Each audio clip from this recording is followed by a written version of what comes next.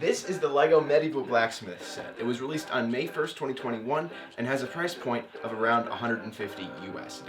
It has a piece count of 2,164, which is a pretty good price per piece ratio, especially considering that most of these pieces are moderately sized or specially molded, not just a bunch of studs.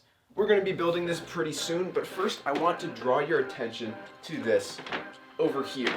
This is a very big Lego set. And right now, I am begging you for your help because I've made myself a promise that I cannot build this Lego set until I hit 1,000 subscribers.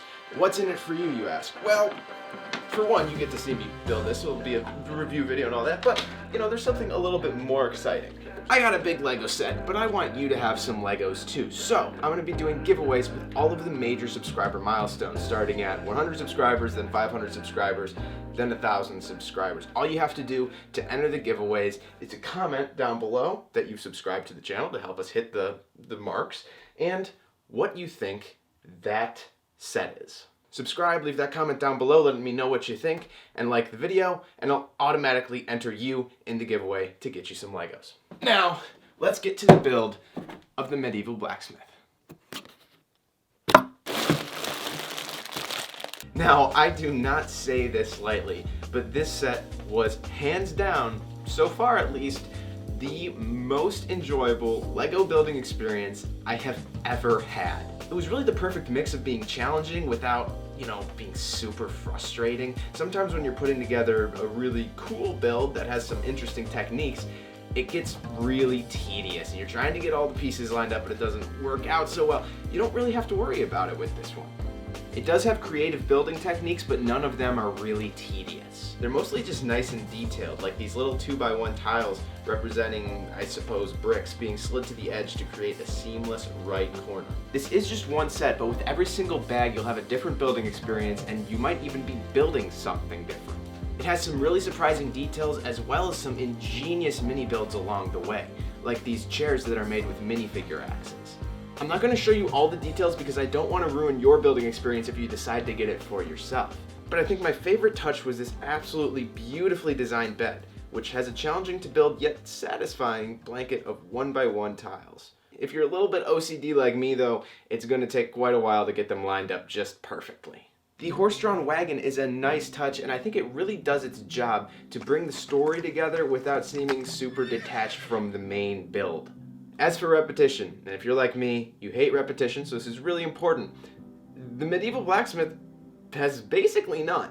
The only things that you'll be repeating are the branches on this tree, which are all about the same. It probably took about 10 minutes, and these support arches on the actual building itself. Other than that, it's a completely unique build. Best of all, there is not a single sticker to be found in the entire set.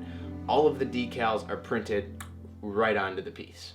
Once you've completed the build, you can remove the roof to get an inside look at the blacksmith's sleeping quarters, complete with that awesome bed, a bearskin rug, an oil lamp, and a writing desk. The roof comes on and off easily because it just kind of sits on top, which I was worried would make it too loose of a fit and that it wouldn't look quite right, but to my surprise, it latches in perfectly by sitting in these modified tiles. The top floor is held in place by a couple of studs just like you would see in the Lego classic modular sets. It lifts off easily to reveal the living quarters, with some leftover sliced carrot and dinner on the stove. The minifigures can access this floor by the covered stone stairs and landing area outside.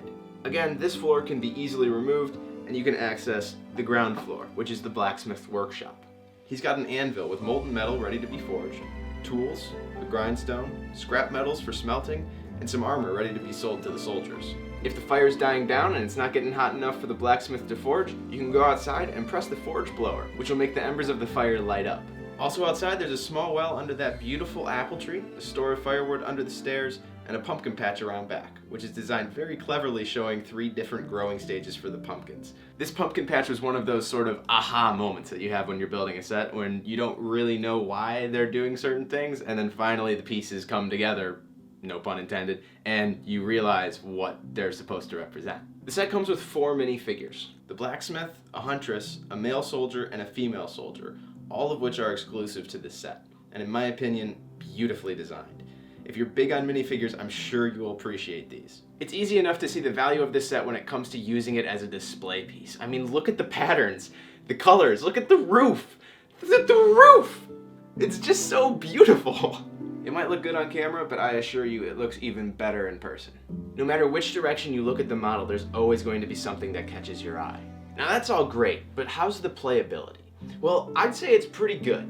The set is built well, it's sturdy, and you can remove multiple levels for easier play access, but you have to keep in mind that it is a more challenging build. It is an 18+ build, it's designed for more experienced builders. That said, if you're one of those kids who is an absolute whiz at Legos, this could be a challenging but fun build for you. Overall, this is a very good set, and I do think that this is the best one I've ever built. The details are astounding, the build is quite fun, and it really is priced just right for somebody who might be wanting to get into Legos. Maybe they just want a display piece for their side table without spending something over $200. Let me know down below what you think of this set and if there's anything that you think I missed. Also, don't forget about the giveaway. I really want to build that set and I really want to give you some Legos. Until next time, have fun building.